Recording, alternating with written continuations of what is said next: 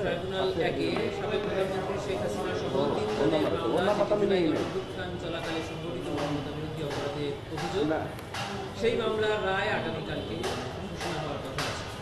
আমরা আশা করছি যে কালকেই এই ট্রাইব্যুনাল রায় ঘোষণা করবেন। প্রসিকিউশনের পক্ষ থেকে আমরা এই মামলার রায় রিসিভ করার জন্য প্রস্তুত আছি এবং আমরা আগেও বলেছি যে এই মামলায় প্রসিকিউশনের পক্ষ থেকে যে 5টি অভিযোগ আনা হয়েছিল, প্রসিকিউশন 5টি অভিযোগই সন্দেহাতীতভাবে প্রমাণ করতে সক্ষম হয়েছে এবং প্রসিকিউশন সর্বোচ্চ শাস্তি মৃত্যুদণ্ড প্রার্থনা করছে। শুধু তাই নয়, এবং এই আসামিদের সম্পত্তি বাজেয়াপ্ত করে এই মামলায় বা এই ঘটনায় যারা ভিকটিম আছে, শহীদ আছে, আহত পরিবার আছে, তাদের বরাবর হস্তান্তরের প্রার্থনা আমরা জানিয়েছিলাম। ট্রাইব্যুনাল ন্যায় বিচারের স্বার্থে যে আদেশ দিক না কেন প্রসিকিউশন সেটা মেনে নেবে। এবং ইতিপূর্বে আপনারা দেখেছেন যে ট্রাইব্যুনালের বেশ স্পেশাল প্রসিডিংসগুলো আমরা ট্রাইব্যুনালের অনুমতি সাপেক্ষে সরাসরি সম্প্রচার করেছি। আগামীকালকে রায়ের যে অংশটুকু ট্রাইব্যুনাল এখানে পড়ে শোনাবেন, সেই অংশটুকু ট্রাইব্যুনালের অনুমতি সাপেক্ষে বাংলাদেশ টেলিভিশন এবং বাংলাদেশ টেলিভিশনের সাথে চুক্তিবদ্ধ যে কয়েকটি সংস্থা আছে এবং বাংলাদেশ টেলিভিশনের মাধ্যমে দেশের সকল গণমাধ্যম সরাসরি সম্প্রচার করতে পারবেন। এটাই।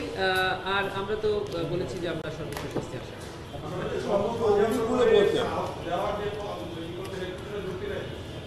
জি, আপনারা জানেন যে জুলাই গণঅভ্যুত্থানের পরে পুনর্গঠিত ট্রাইব্যুনালের আগামীকালকে যে রায়টি হতে যাচ্ছে এটি সর্বপ্রথম রায়। এবং এই ট্রাইব্যুনালে জুলাই গণঅভ্যুত্থানের পরে যে কয়েকটি সংশোধনী এসেছে আইনে, তার মধ্যে অন্যতম হলো যে 24-এর আগের ট্রাইব্যুনালে নাম আন্তর্জাতিক অপরাধ ট্রাইব্যুনাল হলেও সেখানে আন্তর্জাতিক আইনের কোনো প্রযোজ্যতা ছিল না। জুলাই গণঅভ্যুত্থানের পরে আইন সংশোধন করে আন্তর্জাতিক আইন অর্থাৎ রোম স্ট্যাটিউটে যে আন্তর্জাতিক আইনের সংজ্ঞা এবং অ্যাপ্লিকেবিলিটি আছে সেটা এখানে প্রযোজ্য করা হয়েছে। দ্বিতীয় যে অন্যতম সংশোধনীটা করা হয়েছে সেটা হলো দণ্ডের পাশাপাশি অর্থাৎ কারাদণ্ড বা মৃত্যুদণ্ডের পাশাপাশি এখানে আরেকটি দণ্ডকে এখানে সংযোজিত করা হয়েছে, তা হলো আসামিদের সম্পদ বাজেয়াপ্ত করে ভিকটিম, আহত, নিহত বা এই ঘটনায় যারা ক্ষতিগ্রস্ত তাদের বরাবর প্রদান করা।